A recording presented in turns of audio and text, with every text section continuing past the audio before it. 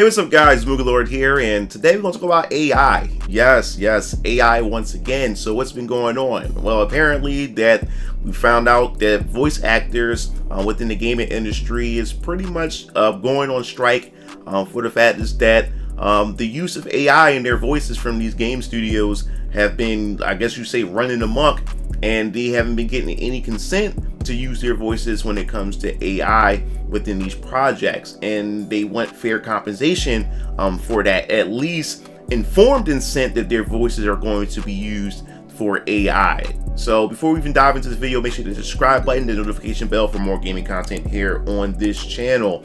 So as I said before, 2024 was going to be the year of AI. We've seen it. We talked about it earlier this year when we found out that Crunchyroll and also in Japan with other Japanese studios wanted to start going to AI when it comes to localization. And we also talked about it in other areas as well, where they want to use AI in order to help with game development as well.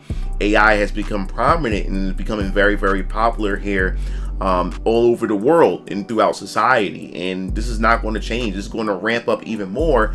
But what's more interesting is the fact is that yes, the voice acting community is definitely going to get affected by this. Is this a good thing or a bad thing? Well, that's debatable depending on which side that you're on, especially when it comes to the culture war, when it comes to dubbing and when it comes to localization and things like that. But we're going to dive into this article because now we're talking about the gaming industry. So from bounding in the comics, we have it, the fact is that it says video game voice actors go on strike, demand fair compensation and the right of informed consent for the AI use of their faces, voices, and bodies. Yes, the whole shenanigan, the whole 9 yards. And we get into this era to where companies is able to cut you out from employment and everything. All they need to do is just capture your voice, your body, and of course your face, and they ain't gonna need you no more. And we're starting to get more and more into that era to where companies want to be able to save money any way they can, and also be able to still use your likeness in order to continue to make money. But let's continue. So it says that SAG-AFTRA voice actors and actresses have once again gone on strike, this time over employers using artificial intelligence, AI. Voice actors and actresses from the Screen Actors Guild of America, Federation of Television and Radio Artists, previously went on strike in October 2016, eventually settling in September 2017. The 3-year contract with major publishers and developers agreed to increase pay, protection for dangerous voice and stunt work, and more. And that's the thing about this industry, especially when it comes to voice acting. Voice acting doesn't really pay a lot. Yeah, you'll see the popular voice actors always voicing the same characters, voicing characters in video games and anime and everything like that. But voice acting community voice actors do not get paid a lot. And the fact is that now using AI and everything to pretty much, now you don't have to use that actor anymore after you got their voice, their whole entire likeness and stuff like that. I see why a lot of people, a lot of these voice actors feel some type of way about that. It's a very, very cutthroat industry, and it's also gatekept from, like I said, I've talked to a lot of voice actors and I work with a lot of voice actors for my 3D hentai projects, and it's a lot of cutthroating going on, a lot of gatekeeping of other voice actors gatekeeping the voice acting community as well. And then on top of that, now they have to deal with, you know, the whole AI situation. And I think the ones that's not going to get affected are the ones that's inside a particular clique when it comes to this.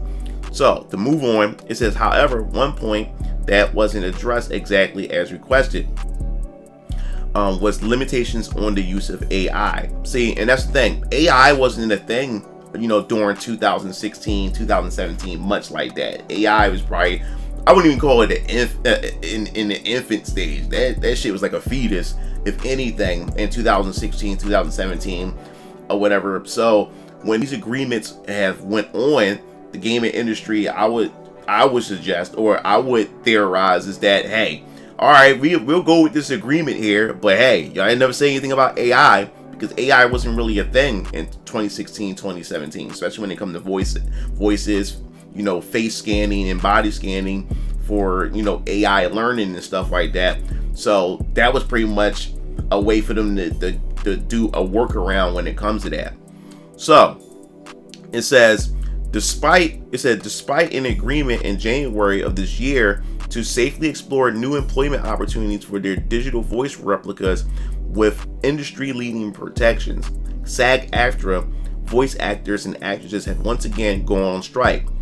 In a statement to Kotaku, Chief Negotiator Duncan Crabtree, Ireland, noted, "The video game industry, I quote, generates billions of dollars in profit annually. The driving force behind that success is the creative people who design and create those games.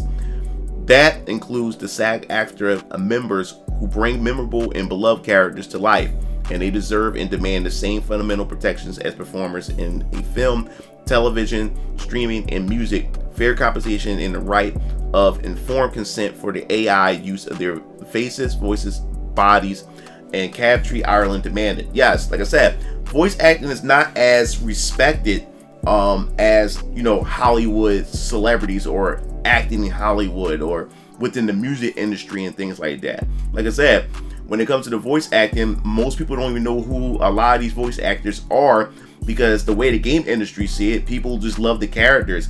And, you know, we can always change up voices and stuff like that to replace these people, because like I said, they see them as replaceable. You know, you just replace it, put another voice in there, because people come for the character, not for the voice actors. So it's not really respected, and most people don't even know the voice actors who are behind the characters when they walk in the street, go to grocery stores. Most people don't even know who they are and everything, compared to how a celebrity, you know, actor is in Hollywood. So when it comes to that, I guess you say their hierarchy when it comes to the arts, voice acting is at the very bottom, and no one really, you know, it seems like the industry doesn't really have respect for them compared to how they had respect for a lot of the Hollywood actors and celebrities and everything. And you can see how also when it comes to the gaming industry, it appears that they feel the same way and everything. So it says, I continue. The negotiator then balked. Frankly, it's stunning that these video games studios haven't learned anything from the lessons of last year, that our members can and will stand up and demand fair and equitable treatment with respect to AI, and the public supports us in that. Yes, like I said, the game industry don't give a fuck. They don't. They always gonna find some ways to get around this stuff, and AI is definitely one of them, since AI is brand new. People still don't know how to quantify it or how to attack it, how to approach it when codifying it into law and everything. They still haven't figured that out. It's still a new thing, and the industry knew that. The industry definitely knew that and tried to take advantage of that. And now it finally caught on, and now they want to fight back, the voice acting guild. So it says negotiating committee chair Sarah also stated 18 months of negotiation have shown us that our employees are not interested in fair, reasonable AI protections, but rather flagrant exploitation. We refuse this paradigm. We will not leave any of our members behind, nor will we wait for sufficient protection any longer. I quote, "We look forward to collaborating with teams on our intern and independent contracts, which provide AI transparency, consent, compensations to all performers, and to continue negotiating in good faith with this bargaining group when they are ready to join us in the world we all deserve." Amela had declared. And that's the thing. A lot of these voice actors are getting into contracts that they had no idea that the full extent that their likeness, because they do the motion capture, they provide their voices and everything, but they're not informed that they're using their voices, using their likeness to train AI. And then when it comes to future projects, when you look at the future projects and everything like that, they just take their voices and take their likeness, and they continue to make new projects or make new new media utilizing their voices, utilizing their likeness and everything, without even calling them up or having to rehire them. So that's where the issue comes in. And it also kind of had me thinking that about, remember I made the video a long time ago about the remake of The Last of Us, part one, and I said, look at the faces of the voice actors of Joel and Ellie when they showed how they took the voices from the original game and everything, and retooled it, reutilized it, and recreated the game without their use. And a lot of people, some people saying that I was like reaching right here, that they had to have known. But to me, when I look at the body language when it came to that situation, to me it looked like Troy Baker and the voice actress to Ellie was like wow, okay, these guys created a whole game with my voice and everything without even coming to me or hiring me to re-perform it and everything. Truly one of my favorite games of the past decade. Look, guys, he's what's irked. your reaction? Troy Baker is irked. Yeah, we haven't seen that yet. He can't believe watching it in real time. Yeah.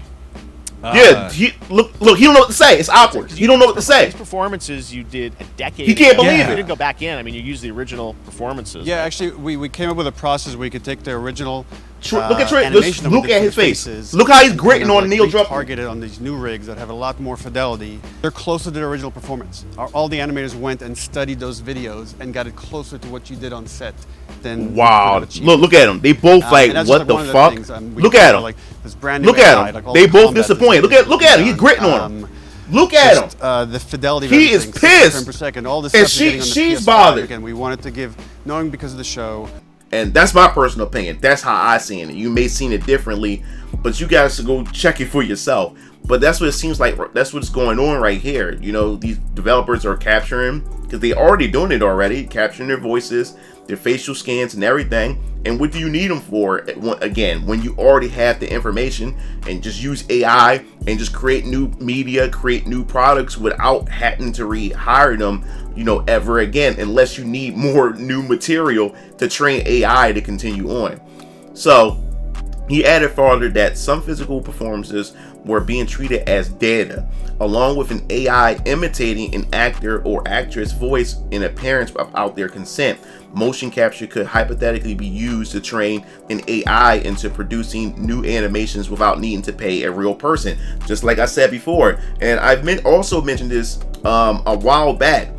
During the pandemic, you had voice actors find it kind of weird how Disney and many studios was scanning them. They didn't understand what was going on, but these actors were being scanned, facial scan, body scan, and everything. This is during a pandemic, and not knowing that they were scanning them, because when the time comes when they want to use these actors in Hollywood for AI or for CG or anything they want to do, now they don't need to pay the actor. Now they have them in a database, and that's scary. Now they can do whatever they want with it, and you think they're going to do it? You utilize your likeness for the right things. Your information, your likeness is in a database and stored, and they can use it for whatever they want to use it for. And if the wrong people get their hands on it, if they get hacked, or if the government wanted to come into these studios and take that information, or these companies can sell it to the government. So this is all dangerous stuff, and these people deserve a right at least to be able to give their consent, whether or not AI is allowed to learn and imitate them. So it says, Rodriguez emphasized, we strike as a matter of last resort. We have given this process absolutely as much time as we responsibly can.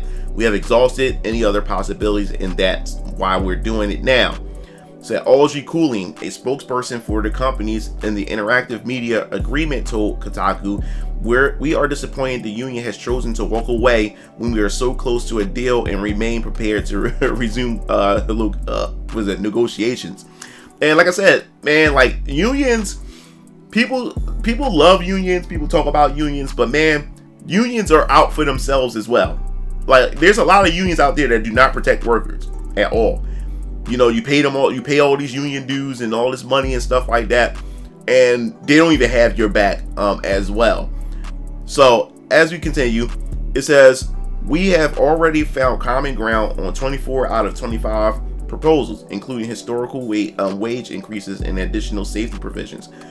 Our offer is directly responsive to the SAG-AFTRA concerns and extends meaningful AI protections that include requiring consent and fair compensation to all performers working under the IMA.